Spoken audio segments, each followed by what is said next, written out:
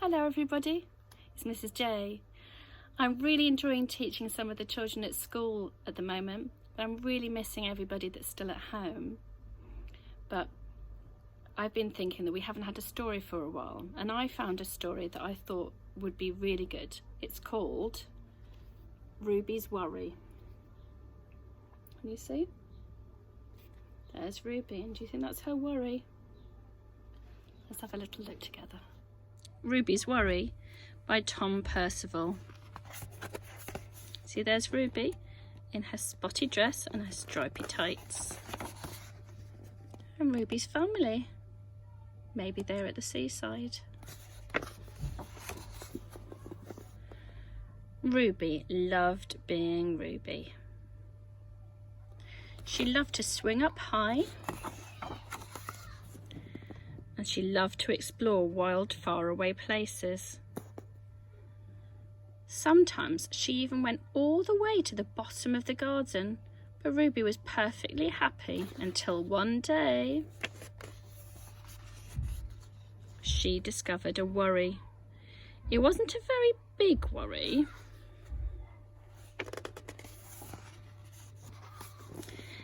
In fact, it was so small that at first Ruby hardly noticed it. But then the worry started to grow. Each day it got a little bit bigger.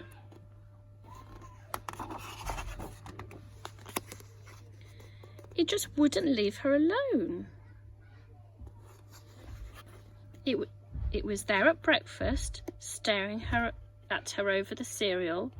It was still there at night when she cleaned her teeth.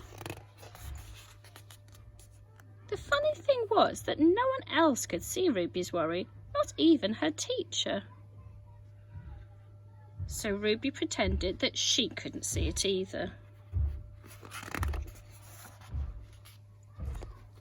She tried to carry on as if everything was normal, but it just wasn't.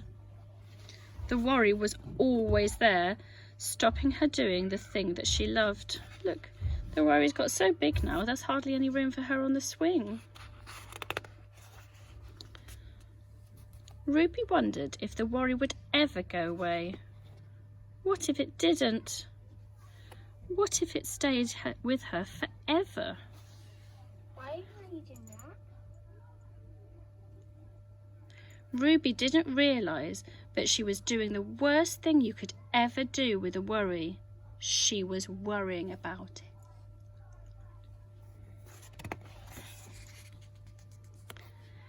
Now the worry was enormous. It could hardly fit in the kitchen at tea time. It filled up the whole school bus. And it took up a whole row in the cinema. The worry became the only thing that Ruby could think about, and it seemed like she would never feel happy again. One day, something unexpected happened. Ruby noticed a boy sitting alone in the park. He looked how she felt, sad. And then she noticed something else, something hovering next to him. Could it be a worry?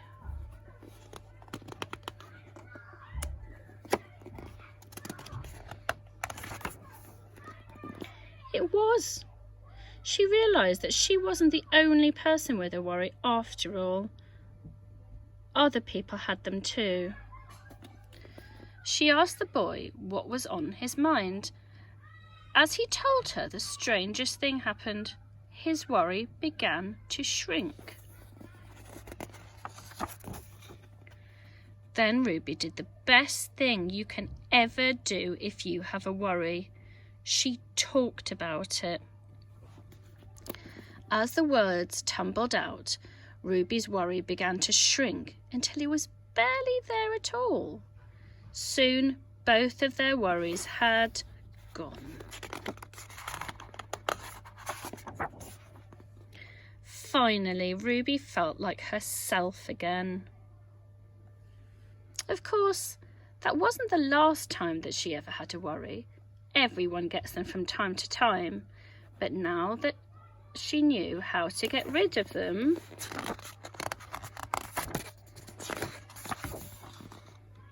they never hung around for long. I hope you like the story.